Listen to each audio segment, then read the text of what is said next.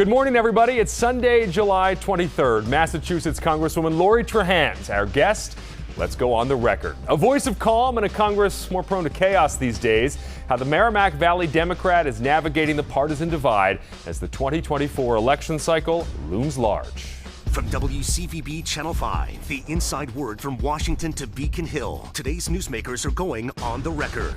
And welcome to OTR Ed's Off. I'm Ben Simoneau, along with News Center 5's political reporter Sharmin Sacchetti this morning. And we're pleased to have Congresswoman Lori Trahan with us. Good to see you. Thank you for being here. She's a Democrat representing the state's 3rd district. She's now serving her 3rd term. She's a resident of Westford and a graduate of Georgetown University. Great to see you. Great to be here. All right, well, let's get started with former President Donald Trump. Now, he has some growing legal woes, as we all know. The more trouble he faces, including on Capitol Hill, the more his supporters dig in even more. Do you think that any of his legal woes will actually move the needle? Well, I think it's safe to say that the Republican Party is the party of Donald Trump.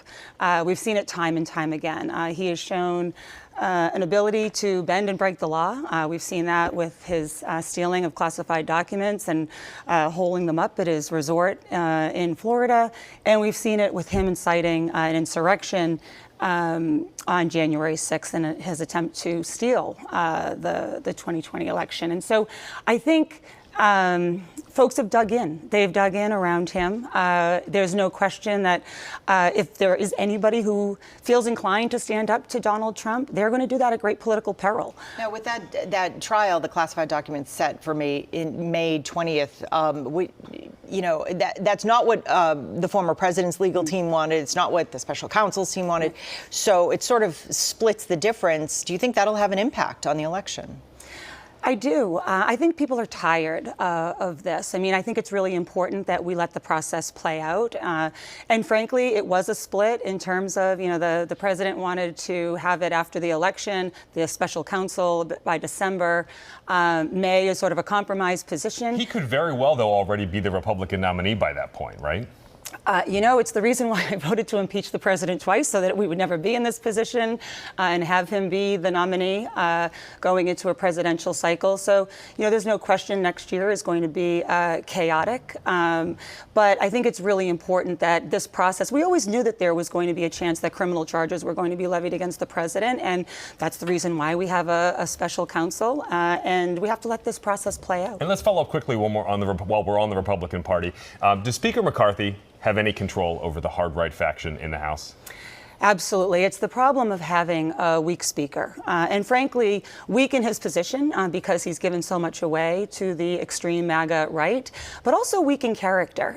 We've seen time and time again his inability to stand up to Donald Trump, to the extreme MAGA wing of his party, and it's come at expense to the American people, certainly to the people who are relying on Congress, the people who I represent who are relying on Congress to get to work, to reduce costs, and to help their families improve the quality of their lives. So let's talk about Democrats. The president is running for re-election. He and the DNC had a pretty big fundraising haul in the second quarter. Yeah. The First Lady is in Massachusetts this weekend. She was in Provincetown, and she's going to Nantucket. Do you believe that the president, though, Joe Biden, is out there enough making his case for why he should be reelected? Absolutely. This president has a great story to tell. I've got to see him up close. I've got to work hand in glove with him, especially in the first 2.5 years, passing in historic investments in our country. Infrastructure, chips and science, bringing manufacturing back to our country, lowering drug prices for our seniors.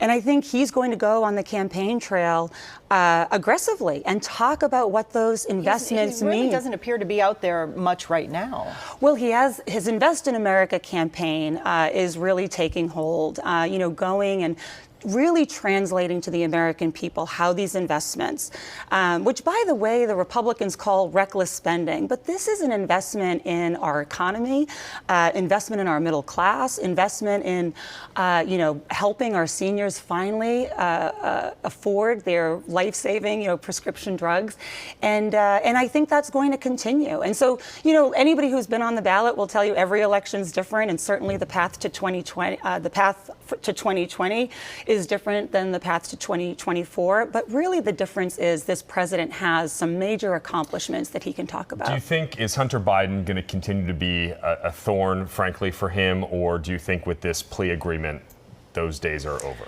Well, Republicans want to keep making it an issue.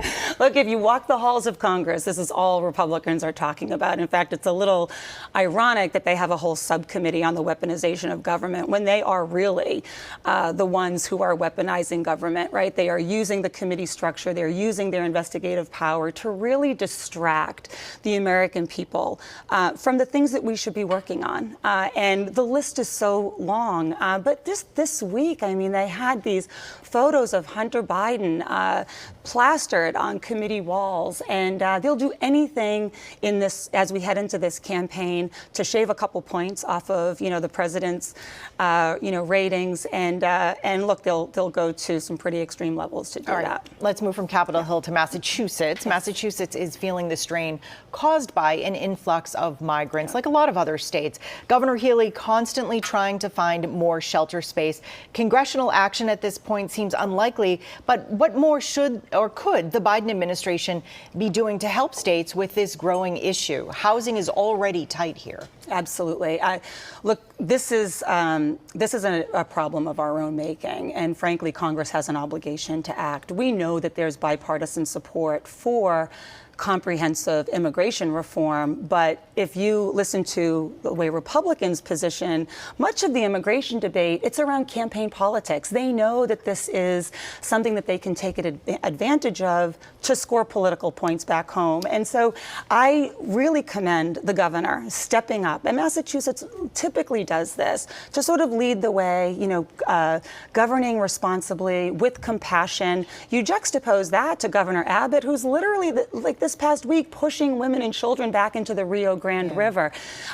This is a challenge. Well, here in Massachusetts, it is the law. It was a law set in the 80s. The right to shelter law. If a family comes here, they have to find shelter. But the problem is there's just not enough space. So what more should the federal government be doing?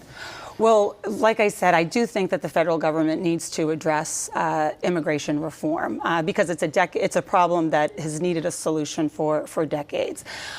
Clearly, the governor has taken bold steps, even the last, in terms of supporting families who have taken migrant families into their homes, which I grew up in one of those communities in Lowell, and we've seen it time and time again, whether it's taking in Afghani refugees, Ukrainian refugees, to help stem that crisis in the short term, while we have longer term solutions around increasing our affordable housing stock. But there's no question this is a whole of government approach, and it's really comforting to have a governor who is taking the lead on this and frankly leading by example in the state of Massachusetts. We do really need to build more housing here. All right, you want to see more transparency. Let's talk about big tech and social media. You want more transparency.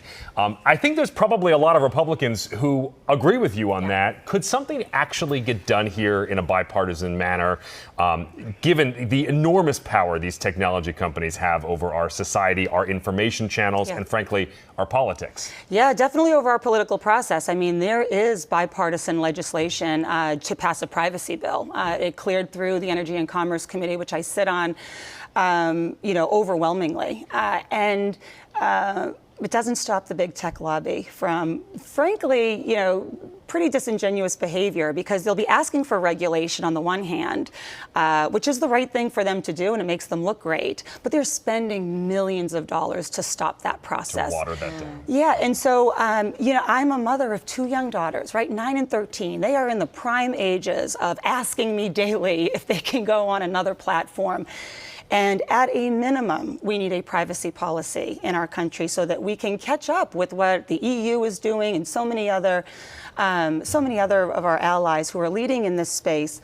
But we also need transparency. I have put pen to paper on so many pieces of legislation, terms of service, that you can actually understand where your data is going.